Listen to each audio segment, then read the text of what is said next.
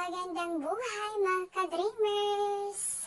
So ayan, isi-share ko lang sa inyo kung gaano ka-love na love ni Isha kumain ng mga sweets. Oh my gosh, lalong-lalo na kapag donut, ice cream. May time talaga guys, kasi hindi ko siya sinasanay dapat sa mga ganyang pagkain. Ikaso pag may time siguro na napapansin niya parang ang tagal niya nang hindi kumakain ng mga yan. So, naalala niya. Ang gagawin niya, magsasabi talaga siya, Mami, ice cream, Mami? Gaganon siya. So, ibig sabihin, namimiss niya na yon. So, di ba nung isang araw nag-live ako, pumunta kami ng Mega. Kumain kami doon. May nag-an sa amin, may nag-treat sa amin.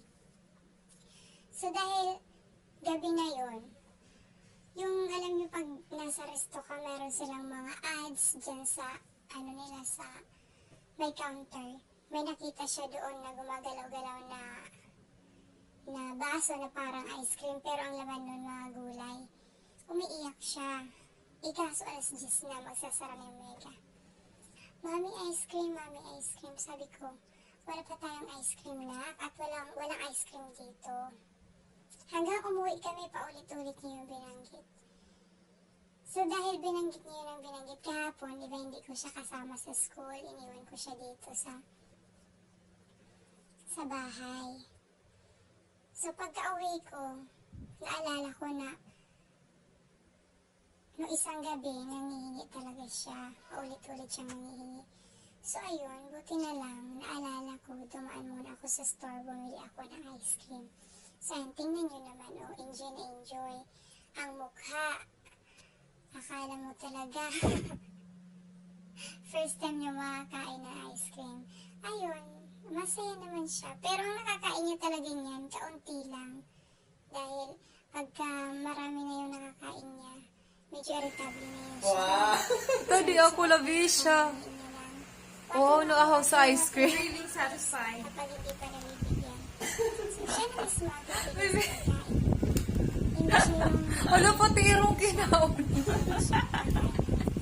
Oh no! What the Piyuy?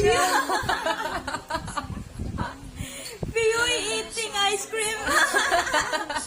The Piyuy. Yala. Yucky. Tapos, yung donut na yan, ako, pag binigyan mo yan, patasingian mo, or sabihin mo, pwede hawakan ko muna yung gano'n. No, kasi mine. So, ganyan siya kapag mga paborito niyang pagkain.